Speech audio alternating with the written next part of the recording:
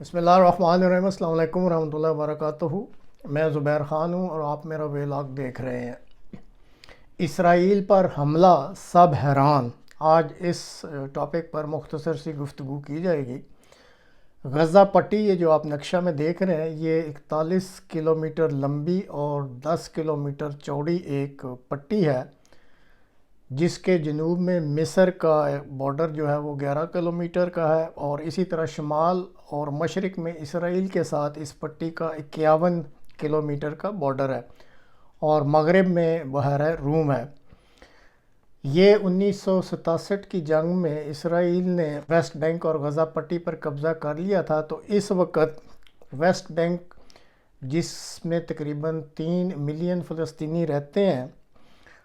اور اس کے بعد یہ دوسرے نمبر پر فلسطینیوں کی آبادی کا علاقہ ہے، جس میں تقریباً 2 ملین سے کچھ زائد لوگ آباد ہیں، اور اس وقت دنیا میں رقبے کے لحاظ سے اور جتنے لوگ یہاں رہتے ہیں، یہ دنیا کا سب سے زیادہ گنجان آباد علاقہ کہلاتا ہے۔ اور حماس جو ہے وہ ایک ملٹری تنظیم ہے، جس کا صدر مقام جو ہے وہ غزہ میں ہے، اسی پٹی میں،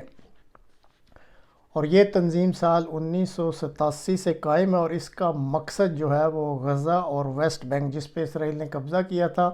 اور اس کے علاوہ اسرائیل کا پورا علاقہ، اس کو وہ ایک آزاد فلسطینی ریاست بنانا چاہتے ہیں۔ یہ ہے وہ مقصد جس کے لیے حماس تنظیم قائم ہے۔ اب ہفتہ کی صبح کو اسرائیل پر حماس کی طرف سے جو حملہ کیا گیا ہے، اس کے بارے میں تھوڑا سا مختلف انداز میں کچھ تبصرہ آج کے پروگرام میں آپ کے سامنے پیش کروں گا۔ اسرائیل پر ہفتے کے روز حملہ کیا گیا ہے۔ اس نے امریکی مدد سے اس خطہ کے جو فوجی چوہدری، اسرائیل جو اپنے آپ کو کہتا ہے،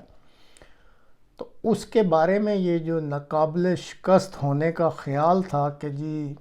یہ ایک فوجی چوہدری ہے اس علاقے کا، اور امریکہ اس کی پشت پر کھڑا ہے، اس سے کوئی چھیڑ چھاڑ نہیں کر سکتا، اس خیال کی جو ہے نا وہ ہفتے کے روز حماس نے دھجیاں بکھیر دی ہیں۔ اب اسرائیلی بارڈر پر موجود ایک دفاعی دیوار تھی، جس میں راستے بنائے گئے، اور پھر بڑی ہی برق رفتاری سے اسرائیلی چوکیوں پر حملہ کیا گیا، اور ناظرین، بنیادی حملوں میں ڈرونز بھی استعمال کیے گئے، اور حیرانی والی بات ہے کہ کوئی اسرائیل کی جو خفیہ ایجنسی یا انٹیلیجنس ایجنسی ہیں، کوئی بھی اس تیاری کو یا کوئی بھی اس حملے کو ڈیٹیکٹ نہیں کر سکا۔ تو اب وہ کہاں کھڑی ہیں، اس کا بھی بھانڈا پھوٹ گیا ہے۔ اب اسرائیل کے ملک میں جب سے یہ نیتن یاہو صاحب آئے، انہوں نے جوڈیشنل ریفارمز جو ہیں اس کا ایک شوشہ چھوڑا ہوا ہے، اور امریکہ بھی اس معاملے میں مداخلت کرتا ہے۔ تو جب سے یہ شوشہ چھوڑا ہوا ہے، اس وقت سے جو اسرائیل کی فوج اور پولیس ہے، وہ ملک کی اندرونی سیاست میں بھی ایک قسم کی ملوث ہوئی ہے، اور جب کسی ملک کی فوج اور پولیس جو ہے وہ اندرونی سیاست میں ملوث ہو جائے، تو ظاہر ہے پھر جو اس کا اصل کام ہوتا ہے بارڈرز کی نگرانی، اس سے پھر وہ لاپرواہیاں کرتی ہیں۔ تو حماس کے اس حملے نے اس چیز کو بھی تقویت دی ہے کہ چونکہ اسرائیل کی فوج اور پولیس اس وقت اندرونی معاملات یا اندرونی سیاست میں ملوث تھی، اس لیے اس کی نظروں میں یہ حماس کی تیاری آئی ہی نہیں۔ اس چھوٹی سی بات میں پاکستان کی فوج اور پولیس کے لیے بھی ایک بڑا سبق ہے، اگر وہ کچھ سیکھنا چاہیں۔ اس وقت جو امریکہ کی خفیہ ایجنسی ہیں جو دنیا بھر کی جاسوسی کرتی ہیں، تو شنید ہے کہ ان کی ساری جو اس وقت سرگرمیاں ہیں وہ اس طریقے سے کر رہے ہیں کہ یوکرائن کو جو بھی جاسوسی روس کی کر کے وہ جو اطلاعات ہیں وہ مہیا کرتے ہیں۔ تو اس وقت جو میڈیا میں رپورٹس ہیں، اس کے مطابق کچھ ایسا عندیہ دیا گیا ہے کہ امریکہ کا کوئی بھی سیٹلائٹ ایسا نہیں تھا جو کہ غزہ پٹی کی جاسوسی کر رہا ہو، یا اسرائیل کے فائدے کے لیے اس علاقے میں کوئی جاسوسی پرواز کر رہا ہو۔ اب یہ جو حماس نے اسرائیل پر حملہ کر دیا اچانک،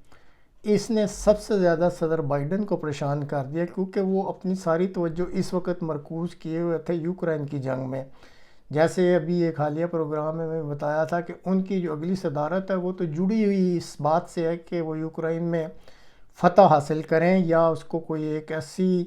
شکل دیں یا ایسے موڑ پہ لے کے آئیں کہ ان کی عزت رہ جائے۔ اب اچانک یہ ایک نیا مسئلہ کھڑا ہو گیا، اور اگر ناظرین یہ یاد رکھیں کہ اگر یہ اسرائیل کا معاملہ طول پکڑتا ہے تو پھر آپ سمجھیں کہ یوکرین کی جنگ جو ہے وہ بالکل ٹھس، کیونکہ امریکی صدر کبھی بھی یہ افورڈ کر ہی نہیں سکتے کہ اسرائیل کو نقصان پہنچے۔ وہ ہر قسم کی توجہ، ہر قسم کی مدد پھر اسرائیل کی طرف ہی کر دیں گے۔ اب سعودی عرب جو اس وقت اسرائیل کو تسلیم کرنے کے لیے بالکل تیار تھا، لیکن پوری جو مسلم دنیا ہے اس نے زبردست قسم کا جو دباؤ ڈال دیا ہے کہ وہ اپنے رویے پہ غور کرے، اور شنید ہے اندرون خانہ یہ خبر ہے کہ بہت ممکن ہے کہ اسرائیل کو تسلیم کرنے کا جو ارادہ کر بیٹھا تھا اس کو فوری طور پہ ملتوی کر دے۔ اور اگر ایسا ہو جاتا ہے اور اس کا اعلان ہو جاتا ہے کہ اسرائیل کو جو سعودی عرب فوری طور پہ تسلیم نہیں کر رہا، تو یہ ایک اور بہت بڑا جھٹکا جو صدر بائیڈن کو لگے گا، کیونکہ ان کے انتخاب میں یہ بھی ایک بڑا بھاری نقطہ تھا کہ وہ سعودی عرب کو اس بات پہ تیار کر رہے تھے کہ وہ اسرائیل کو تسلیم کر لیں۔ اسی طرح اس معاملے پہ اب اگر سعودی عرب اور اردن جو ہے وہ اسرائیل کے ساتھ ناراض ہو جاتے ہیں تو پھر ناظرین ایک India Middle East Europe economic corridor ہے،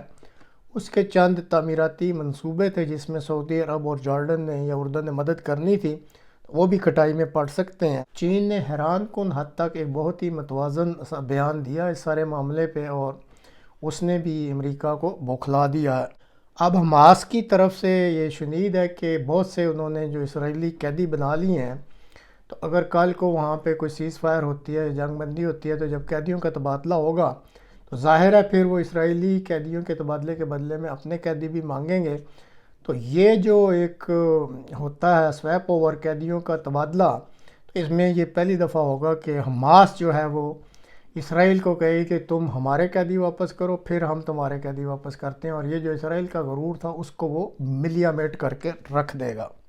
اب اسی طرح اگر لبنان میں حزب اللہ ہے، اگر وہ بھی اس موقع سے فائدہ اٹھاتے میدان جنگ میں کود جاتی ہے، تو پھر یہ جو جنگ ہے یہ ایک انتہائی خطرناک صورتحال اختیار کر لے گی، اور پھر یہ معاملہ بہت سوں کی پہنچ سے بہت دور ہو جائے گا۔ اب سب سے مزیدار جو بیان ہے وہ سرکاری طور پہ روس کی طرف سے آیا، اور روس نے ایک لمبا چوڑا بیان جاری کیا، لیکن اس کی جو مت ہے یا جو بنیادی نقطہ ہے وہ یہ ہے کہ روس نے کہا ہے کہ 1967 میں جو زمینی صورتحال تھی اس وقت کی صورتحال کو یو این او اور سیکورٹی کونسل کی ریزولوشن کی موجودگی میں واپس جانا چاہیے ہمیں۔ اور جیسے وہاں پہ فلسطینی ریاست کے قیام کی بات ہوئی تھی کہ ان علاقوں میں جو 1967 میں اسرائیل کی جو زمینی صورتحال تھی اس کو دوبارہ بحال کیا جائے، اور جو فلسطینی ریاست ہے اس کا دارالحکومت باقاعدہ طور پر مشرقی یروشلم میں قائم کیا جائے، اور اسرائیلی اور فلسطینی جو ہے وہ آپس میں مل جل کے بھائیوں کی طرح رہیں۔ یہ ہے بیان جو روس نے دیا ہے۔ تو اب اس بیان کے بعد امریکہ اور مغربی دنیا میں روس کے اس بیان سے مزید کھلبلی مچ گئی ہے، لیکن جو غیر جانبدار دنیا ہے یا جو اصول پسند دنیا، انہوں نے اس بیان کا خیر مقدم کیا، اور ایک بار پھر انہوں نے کہا ہے کہ چلیں دنیا میں ایک ایسی طاقت تو ہے جو کہ اصولوں کا ساتھ دیتی ہے اور بڑے دبنگ طریقے سے جو یو این او کی باتیں یا جو ریزولوشنز منظور ہوتی ہیں